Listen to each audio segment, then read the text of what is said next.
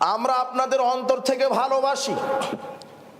ভালোবাসার কেন্দ্র থেকে কথাগুলি আপনাকে কষ্ট নিয়ে আক্ষেপ করে বলছি। আপনি মুসলিম, আপনার বাপ মুসলিম, আপনার সন্তান মুসলিম। মুসলিম হওয়ার পরও নাফরমানি কাজ আপনি কিভাবে করেন?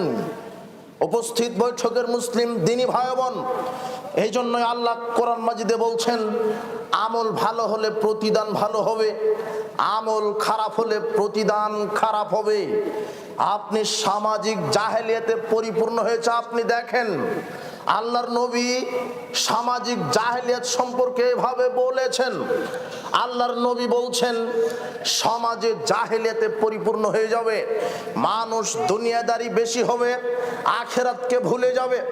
আজকে আপনি তদন্ত করে দেখেন, মানুষ পাপকে পাপ মনে করছে না। উপস্থিত বৈঠকের মুসলিম দিনী ভাই বোন, আমি যেই কথাটা বলতে চাচ্ছিলাম যে নেকির কাজ করলে প্রতিদান ভালো, পাপের কাজ করলে প্রতিদান খারাপ। এই জন্য বিবেচনা আপনার।